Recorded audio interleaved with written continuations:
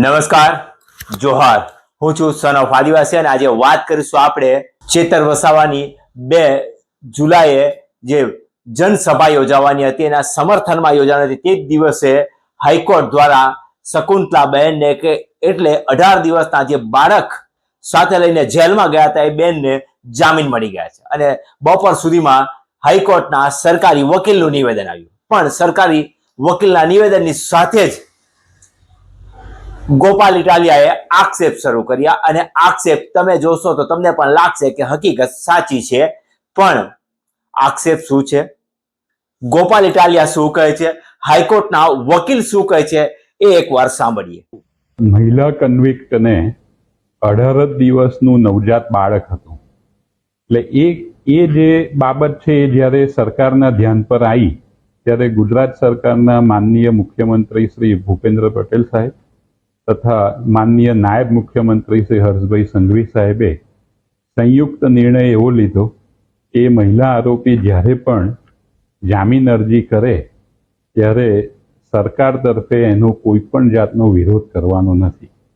જેથી એ સૂચનાને અનુસરીને ગુજરાત સરકારના પ્રોસિક્યુટર તરીકે આજે જ્યારે નામદાર ગુજરાત હાઈકોર્ટમાં એ જામીન અરજીની સુનાવણી આવી ત્યારે એ મહિલા કન્વિક્ટ આરોપીની જામીન અરજીમાં કોઈ પણ જાતનો વિરોધ કર્યા વગર સામેથી જ મને મળેલી સૂચના અનુસાર કોર્ટને એવી રજૂઆત કરવામાં આવી કે આ લેડી કન્વિક્ટને વિધાઉટ એન્ટરિંગ ઇન્ટુ મેરિટ્સ એને બિલ પર છોડવામાં.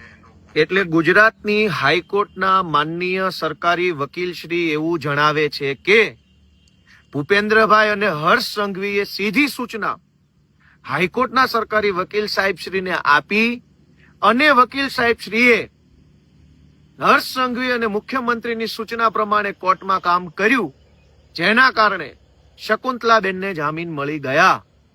હું આ જ વાત પહેલા દિવસથી કહું છું કે મુખ્યમંત્રી અને હર્ષ સંઘવી સરકારી વકીલોને પહેલા દિવસથી સૂચના જ ખાનગીમાં અને જાહેરમાં આપતા હશે. એટલે જ ડેડિયાપાડાની કોર્ટમાં નિર્દોષ માણસોને 7 વર્ષની સજા થઈ. હર્ષ સંઘવી અને ભૂપેન્દ્ર પટેલે સંયુક્ત નિર્ણય લીધો કે ચૈતર વસાવાને ખોટા કેસમાં 7 વર્ષની સજા પાડી આદિવાસી સમાજને જાગૃત કરે છે એ કામ રોકવાનું છે. આ ખેલ આજે ખુલ્લો પડી ગયો. હાઈકોર્ટના માનનીય સરકારી વકીલ શ્રી પોતે બોલે છે કે એને સરકારમાંથી સીધી સૂચના મળી અને કોની અધિકારીની નહીં, કાયદા વિભાગના આઈએએસ ની નહીં, કાયદા વિભાગના સચિવ, ઉપસચિવ, નાયબ સચિવ, મદદનીશ સચિવ વગેરેની નહીં, સીધી ગૃહમંત્રી હર્ષ સંઘવી અને ભૂપેન્દ્ર પટેલની સીધી સૂચના મળી. તો એનો અર્થ એમ થયો કે આ આખા કેસની અંદર સીધી સૂચના ત્યાં બેઠેલા 2 માણસોએ આપી છે, ચૈતર વસાવાને જેલમાં પૂરવાની. અને હવે એવું કહેવામાં આવે છે કે માનવતાનો સંવેદનશીલ અભિગમ રાખ્યો. ભાઈ, ડેડિયાપાડાના કેસમાં રાજપીપળાની સેશન્સ કોર્ટમાં પણ સરકારી વકીલ હતા જ. તો રાજપીપળાની સરકારી વકીલ જે કોર્ટમાં સરકારી વકીલ છે એને મુખ્યમંત્રી અને ગૃહમંત્રીએ કેમ માનવતાનો સંદેશ ન આપ્યો? ત્યાં તો સરકારી વકીલે જે કાંઈ દલીલો કરવાની હતી એ કરી, ખોટી સજા પડાવડાવી. અને હવે મુખ્યમંત્રી સંવેદનશીલ થઈ ગયા, ગૃહમંત્રી માનવતાનો અભિગમ દાખવતા થઈ ગયા. શું કામ?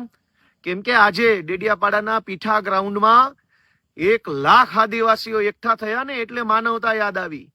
પહેલા તો તમે અમાનવીય કૃત્ય કર્યું. 18 દિવસનો એક દીકરો હોય એવી માને જેલમાં મોકલી. અને હવે આદિવાસી સમાજ આક્રોશમાં આવ્યો, જાગૃત થયો, બોલતા થયા કે કેમ અમારા નેતાને જેલમાં પૂર્યા છે. તો માનવતા યાદ આવી ગઈ હર્ષ સંઘવીને. અને માનવતા યાદ આવી જ છે તો માત્ર એક બેન પૂરતી કેમ? એ બધાય નિર્દોષ જ છે. તમારી રાજકીય લડાઈ ચૈતર વસાવા સાથે છે, પણ આ કેસમાં 9 આરોપી પૈકી ચૈતર વસાવાને બાદ કરતા બાકીના બધા જ માણસો બિન રાજકીય છે, ખેડૂતો છે, એમની પત્ની છે, એમની દીકરીઓ છે.